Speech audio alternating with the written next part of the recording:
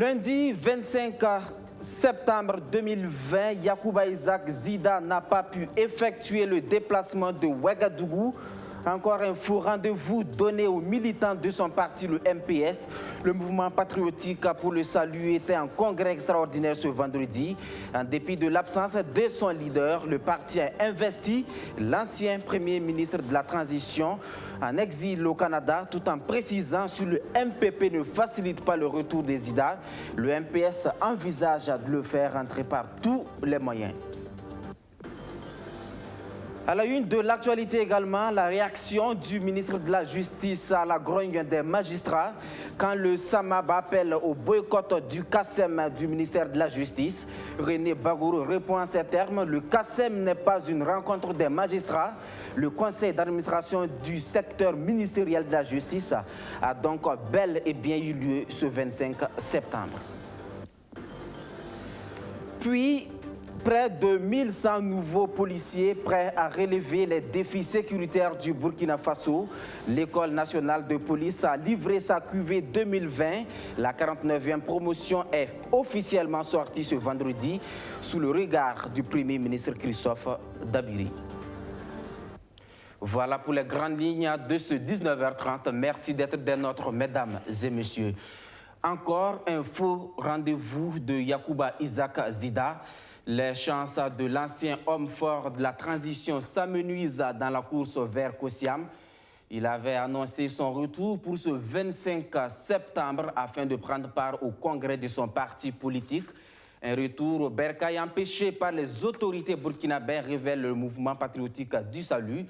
Mais qu'à cela ne tienne, l'ancien premier ministre exilé au Canada depuis 2015 a été investi par Augustin Loada et ses camarades mobilisés cet après-midi à la Maison du Peuple, comme vous le voyez sur ces images. Le MPS qui s'insurge contre ce qu'il qualifie de cabale lancée contre son président d'honneur Yacouba Isaac Zida. Plus de précisions avec le professeur Augustin Loada. Suite à la décision du MPS de présenter son président d'honneur comme candidat à l'élection présidentielle, nous avons, par courtoisie républicaine, pris contact avec les autorités. Yacouba Isaac Zida a clairement affiché sa volonté de prendre part au présent congrès d'investiture en se fondant sur la bonne foi de nos autorités. Mais en début de semaine, les autorités nous ont fait clairement savoir, après plus d'un mois de tergiversation, que sa participation au présent congrès était un défi à l'autorité de l'État et qui sera immédiatement arrêté, que notre président d'honneur soit radié de l'armée, soit, mais qu'il soit en outre poursuivi et rayé des cadres de l'armée est la preuve d'un acharnement politique. Pourquoi poursuivre pour désertion et insubordination une personnalité militaire devenue civile dès lors qu'elle a été rayée des cadres de l'armée? C'est soit on est civil, soit on est militaire. Ne vous y trompez pas. Les poursuites qui sont engagées par le chef de l'État contre notre président d'honneur constituent un problème politique qui ne pourra se résoudre que politiquement, soit par la négociation, soit par le rapport de force. Est-ce que vous êtes prêts à accueillir Yacouba Isaac Zida à l'aéroport international de Ouagadougou? La personne visée, c'est une personnalité politique qui est devenue, malgré elle, une icône de la jeunesse en mal de repère au Burkina Faso. La réaction du gouvernement ne s'est pas faite attendre. Dans un communiqué publié ce vendredi, le ministre de la Communication, porte-parole du gouvernement, a démenti les propos du président du MPS. Le MPS demande aux autorités de soustraire M. Yacouba Isaac Zida de toute action judiciaire alors que celui-ci doit répondre devant la justice militaire des chefs d'accusation de désertion en temps de paix et de refus d'obéissance. Le gouvernement ne peut en aucune façon interférer dans des questions qui sont du ressort du pouvoir judiciaire. Peut-on lire dans le communiqué qui rappelle qu'un mandat d'arrêt a été émis à l'encontre de Yacouba Isaac Zida en avril 2017.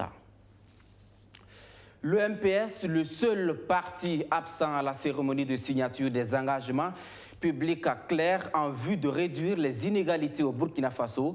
L'initiative du Balai citoyen et de plusieurs autres organisations a vu l'engagement des autres partis politiques à travers leurs candidats.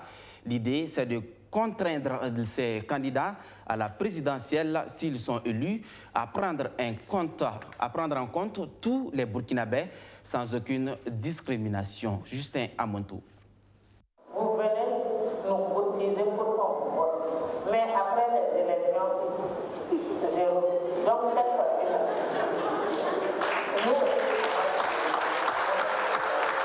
Égalité entre les populations, quelle que soit la région, le genre et l'âge. Le Balai citoyen, en collaboration avec plusieurs autres organisations de la société civile, travaille à l'éradication des inégalités au pays des hommes intègres. Agir contre les inégalités. À la veille des élections couplées, cette organisation citoyenne invite les candidats à la présidentielle de novembre prochain à signer des engagements publics clairs pour que personne ne soit laissé sur le bord du chemin. Chers candidats, pour contribuer à réduire les inégalités, nous avons formulé à votre intention des recommandations issues d'une recherche documentaire qui a été enrichie par des contributions des organisations de la société civile évoluant dans tous les domaines de la vie. Pour une société burkinabé juste, égalitaire et unie, à tour de rôle, les candidats reçoivent ce document contenant 10 recommandations contre les inégalités. Ils le reçoivent des mains de la représentante de l'Association des femmes juristes du Burkina Faso. Ensuite, les candidats à la présidentielle signent pour matérialiser leurs engagements. Le MRD prône une éducation de qualité. L'éducation de qualité est le seul moyen de rompre la transmission générationnelle de la pauvreté.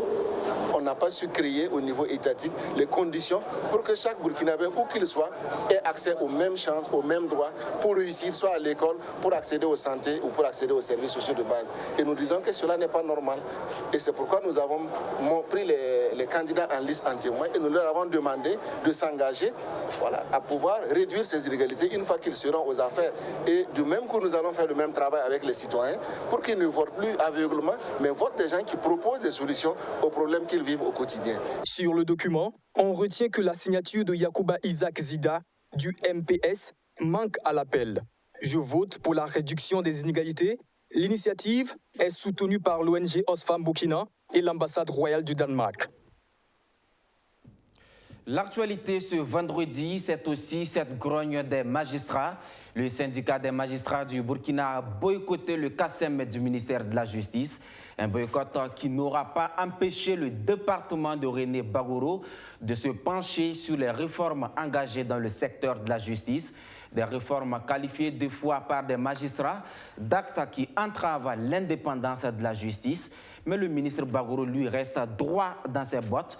Il salue les résultats de ses actions entamées depuis 2016. Rémi Lambert-Névier. Mener des réformes au sein de la justice pour favoriser une meilleure accessibilité des populations aux services publics, c'est le dossier dont le département de René Bagoro a hérité dans la mise en œuvre du plan national de développement économique et social. Au dernier mois de la mise en œuvre de ce référentiel de développement, le ministère de la Justice pense avoir fait bouger les lignes. Nous avons conduit beaucoup de réformes, notamment en réalisant beaucoup de textes pour pouvoir les adapter à l'évolution socio-économique, mais également rendre les procédures plus fiables, notamment le code pénal, le code de procédure pénale. L'organisation judiciaire a été revue. Nous avons également pris un certain nombre de textes pour encadrer l'activité des professions libérales telles que les huissiers et les notaires. Et comme je l'ai dit, il y a eu des juridictions qui ont été construites. La cour d'appel de Fada a été ouverte, le TJ de Coupéla. En termes de recrutement, il y a eu une centaine de magistrats qui ont été recrutés. Alors, au niveau du personnel des greffes aussi, vous savez que nous avions moins de greffiers que de magistrats, alors que le ratio veut qu'on ait 3 greffiers pour un magistrat. Et donc, depuis 3 ans, nous recrutons au moins 60 greffiers. Nous avons également, comme je l'ai dit, au niveau de l'administration pénitentiaire, bien évidemment, mis l'accent sur l'humanisation du milieu carcéral. Et de ce point de vue, le personnel pénitentiaire a été formé. Nous avons créé des unités spéciales judiciaires pour permettre de renforcer la sécurité dans certaines juridictions. Et vous avez vu qu'au niveau sanitaire aussi, nous avons mis un accent sur la santé des détenus. Le ministère de la Justice a bouclé l'année 2019 avec un taux d'exécution physique de ses activités estimé à 85% et celui financier à 94,2%. Le renforcement du fonds d'assistance judiciaire qui a déjà porté secours à 75 personnes ainsi que l'érection d'autres pôles spécialisés restent dans le viseur de ce département ministériel. Des perspectives qui seront examinées à ce conseil d'administration du secteur ministériel qui se tient sur fond de boycott du syndicat autonome des magistrats burkinabés. Le ministre René Bagoro est pointé du doigt par le SAMAP comme étant l'auteur d'actes à l'encontre d'une véritable indépendance de la justice. Depuis que je suis arrivé en janvier 2016, ces gens d'assaut n'ont pas manqué, mais je pense que ça n'a pas empêché le ministre que je suis et mes collaborateurs de poursuivre. Les syndicats sont dans leur rôle. Nous avons une mission. Nous la poursuivons avec abnégation. Et le CASEM, ce n'est pas une rencontre de magistrats. Le CASEM, c'est une rencontre des différents responsables au niveau central, mais au niveau aussi des juridictions et de l'administration pénitentiaire. Et je pense qu'aujourd'hui, ce matin, les principaux responsables sont là. Vous avez lu leurs déclarations. Ils ont des impressions et des samples. Donc moi, je ne vais pas commenter, mais ce que je sais, c'est que le ministère, mes collaborateurs et moi, nous poursuivons notre mission dans les difficultés qui sont les nôtres, mais nous gardons la tête haute et nous restons sereins pour continuer. En dépit du dialogue social tendu, le ministère de la Justice, garde des Sceaux, ambitionne finaliser avant la fin du PNDS en fin 2020 la relecture des textes portant code des personnes et de la famille, celui de protection de l'enfant, le code de procédure civile et des textes des notaires, ainsi que le déploiement de la chaîne pénale dans les sites pilotes. À l'École nationale de police ce vendredi, il n'y a pas eu de boycott de la part de la 49e promotion. Ils sont au total 1091 élèves stagiaires qui viennent d'achever leur formation. Une formation durement éprouvée par la pandémie de la Covid-19. Malgré tout, la promotion baptisée cinquantenaire est plus que jamais prête à relever les défis sécuritaires qui se posent au Burkina Faso. Archimède Boy. Christophe Dabiré pose symboliquement les épaulettes de la 49e promotion de l'École nationale de police. Baptisée cinquantenaire, elle veut relever les défis sécuritaires du pays. Nos sociétés sont menacées par plusieurs formes de maux, parmi lesquelles l'incivisme, les actes de grand banditisme et le terrorisme. En tant qu'agents de sécurité, nous nous devons d'être plus déterminés afin de pouvoir garantir la sécurité des personnes et de leurs biens. Par ma voix, la 49e promotion s'engage à contribuer efficacement à relever le défi sécuritaire avec honneur et fierté dans le professionnalisme. Et concernant leur mission, le parrain de la promotion les invite à une prise de conscience permanente. Vous devez prendre conscience de vos missions au quotidien. Et de manière pratique, je pense vous avoir dit que je veux avoir une police nationale qui sait produire en servant honnêtement la population et toujours dans un esprit d'équipe. Et je pense vous avoir dit qu'il n'y a pas de gloire individuelle dans le monde. Pour le directeur général de l'École nationale de police, tout est mis en œuvre pour une formation de qualité dans son établissement. La formation des élèves est passée cette année au système d'enseignement modulaire pour tous les cycles avec à la clé un examen terminal unique obligatoire. Sur ce point, je prends à contre-pied une certaine opinion qui s'évertue encore à remettre en cause la qualité de la formation dans les écoles de police et particulièrement à l'ENP. La 49e promotion saisit l'occasion de cette cérémonie pour passer le flambeau à leurs cadets encore en formation. Démonstration de techniques de combat, défilé et mise en tête symbolique de plans ont mis fin à cet événement. Une sortie de promotion dans un contexte où l'incivisme a pris des proportions inquiétantes au Burkina Faso. Vous l'avez suivi, les nouveaux policiers comptent s'attaquer au phénomène. À leur côté, pour enrayer ce mal, il y a le guide religieux des soufis. Cheikh Mouaz Ouedraogo a animé une conférence publique sur le respect des autorités. Alexis Belem Naba, Roméo Koïta. Le respect de l'autorité est quelque chose qui est primordial. Si on ne respecte pas l'autorité, il y aura des problèmes dans notre société. Le respect de l'autorité, une valeur cardinale dans la culture burkinabé, et le guide spirituel des Sophies du Burkina Faso y tient fermement. À l'occasion de cette conférence publique placée sous le thème cohésion sociale et respect de l'autorité religieuse, coutumière, politique et administrative, Cheikh Moaz Ouedraogo a convié toutes les confessions religieuses. Il lance un appel à la cohésion sociale. Pour lui, la défense de la nation ne peut être la seule responsabilité des forces de défense et de sécurité et des autorités politiques. Les guides religieux ont aussi leur rôle à jouer. Rien n'est caché à tout Burkinabé aujourd'hui ce qui se passe dans notre pays. Donc c'est à cause de ça, j'ai regardé, j'ai dit non, les guides religieux ne peuvent pas, nous ne pouvons pas rejeter beaucoup de responsabilités si les autorités et si les forces de sécurité et de défense seulement. Nous avons aussi un rôle à jouer concernant la consolidation de la paix.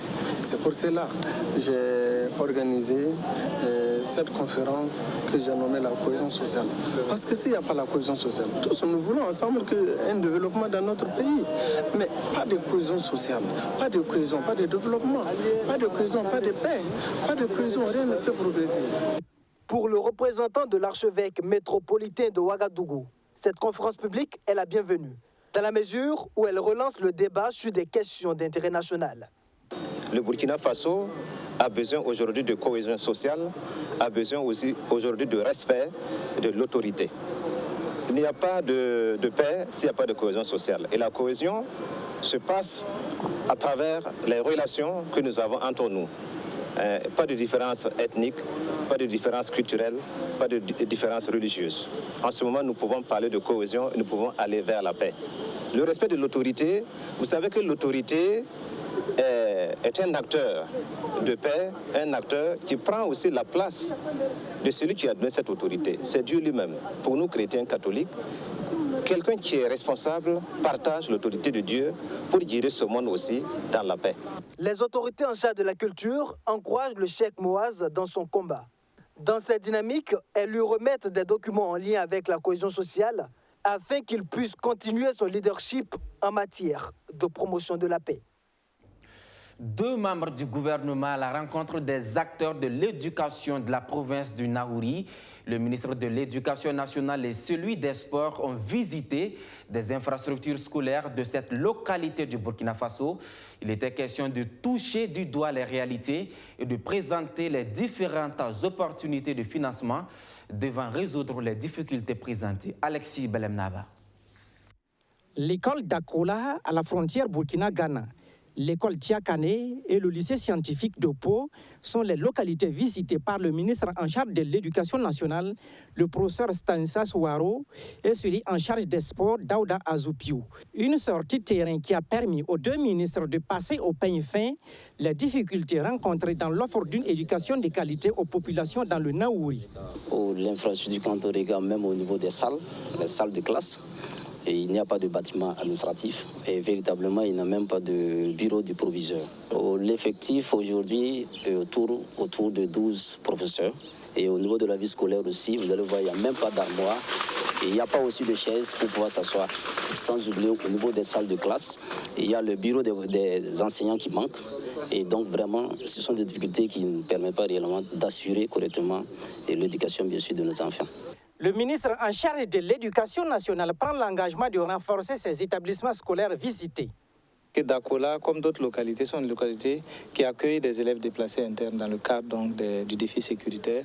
Et nous sommes en train de travailler avec des partenaires pour qu'on puisse renforcer les infrastructures scolaires partout où effectivement il y a des besoins de renforcement parce que des élèves viennent d'ailleurs. Donc ce travail est en cours et en train de se faire et nous sommes engagés aussi bien là-bas. Je pense qu'il y a aussi un collège d'enseignement technique dans un des secteurs de la ville de Pau. Il y a le CEG donc, de Tiakane que nous venons de visiter et qu'il va falloir renforcer pour faire en sorte que lorsque les premiers élèves qui sont accueillis cette année arriveront en 3e, qu'après ils puissent poursuivre leur scolarité dans ce collège à travers un lycée. Pour le professeur Stanislas Ouaro, plusieurs financements existent et permettront la réalisation d'infrastructures supplémentaires dans les localités où les défis en infrastructure scolaire s'imposent. Nous avons un financement de 11 millions de dollars avec le partenariat mondial pour l'éducation dans le cadre de l'éducation en situation d'urgence, dans lequel on prévoit effectivement la réalisation d'infrastructures supplémentaires dans des localités où justement la surpopulation des élèves est due au déplacement donc, des populations liées à la crise sécuritaire. Nous avons aussi un financement de 5 millions de dollars de la Banque mondiale dans lequel on a prévu ces choses. Et puis il y a un financement accéléré en lien avec la Covid, le fameux financement de 7 millions de dollars pour lesquels donc, certains de vos confrères disaient qu'on avait renoncé. Effectivement, on n'avait pas souhaité les dépenser dans l'orientation qu'on voulait, donc, que les partenaires voulaient nous proposer, mais on s'est accordé et donc ça va servir aussi à réaliser des infrastructures supplémentaires de tabac et de forage. À l'issue de cette tournée, les deux ministres et leur délégation ont aussi visité le centre de santé et de promotion sociale de Dakola, où ils ont encouragé les acteurs pour une offre de soins de qualité aux populations de cette zone frontalière. Une crise sécuritaire aggravée par un contexte sanitaire difficile. L'année académique qui s'annonce est particulière pour le monde éducatif. À l'Union nationale des établissements privés laïcs du Burkina Faso, on réfléchit sur des stratégies visant à assurer une fructueuse année scolaire. Justin Amonto. Cette première assemblée générale de l'année de l'Union nationale des établissements d'enseignement privé laïque du Burkina Faso vise à faire un bilan de l'année académique 2019-2020 marquée par les crises sécuritaires et sanitaires dues au coronavirus. L'organisation veut mettre en place des stratégies pour faire face à cette nouvelle année académique particulière. La réflexion va se porter sur les stratégies à mettre en œuvre dans le contexte que nous connaissons actuellement, le contexte de la crise sanitaire et le contexte aussi de l'insécurité dans certaines régions.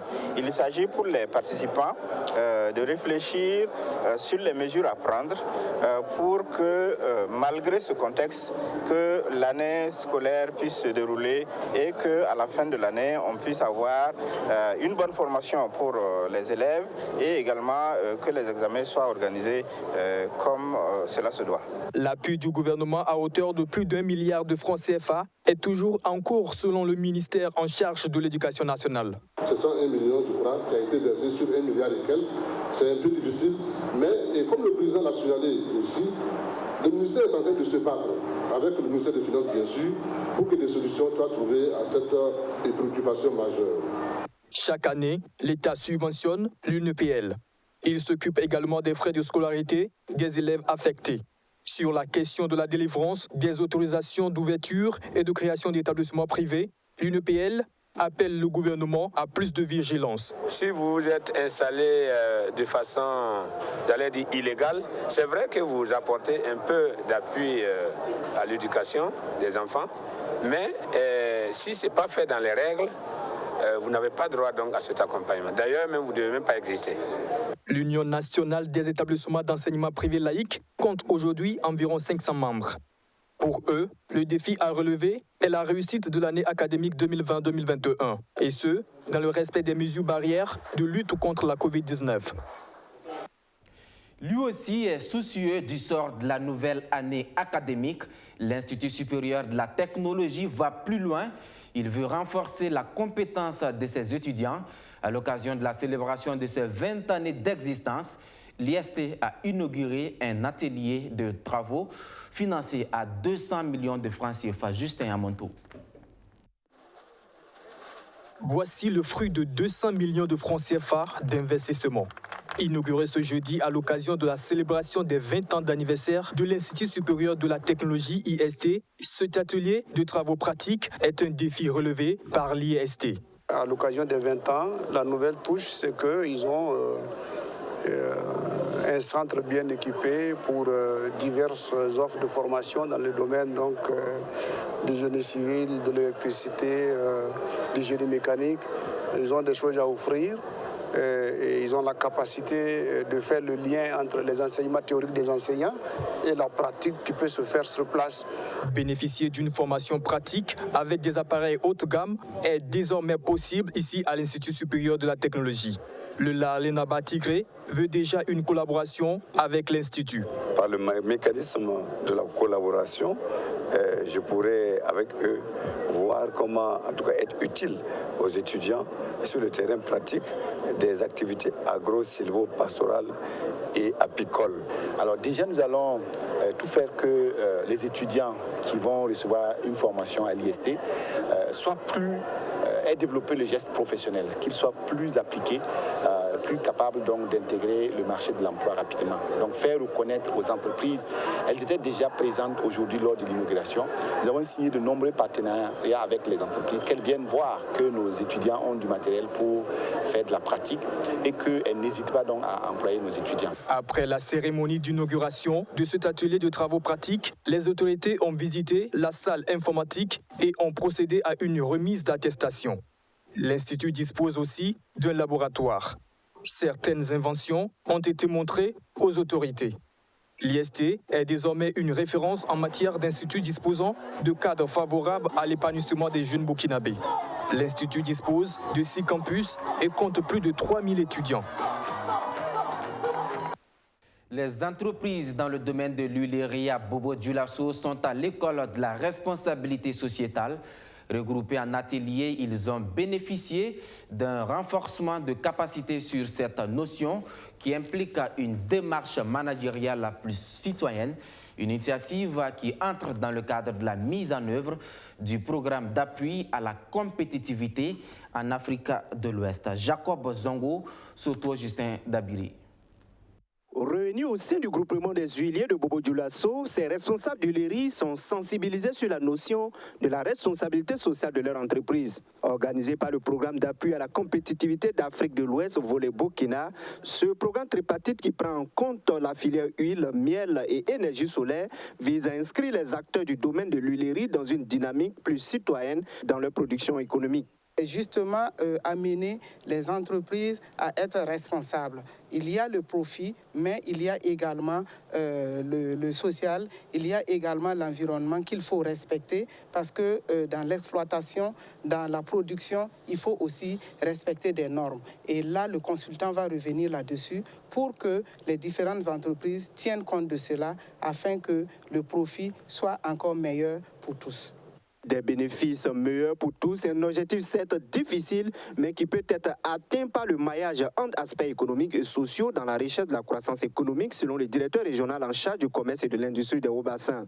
Toute entreprise qui s'engage dans la responsabilité sociale s'engage à la pérennité de son entreprise, tout en travaillant en même temps des aspects sociaux et environnementaux dans ses activités, en visant toujours la viabilité de cette entreprise. C'est-à-dire qu'on cherche le profit, mais on cherche aussi à mettre des aspects sociaux, environnementaux pour évoluer toujours dans la croissance. Il faut s'adapter. Ça peut pas être difficile, mais il faut s'adapter.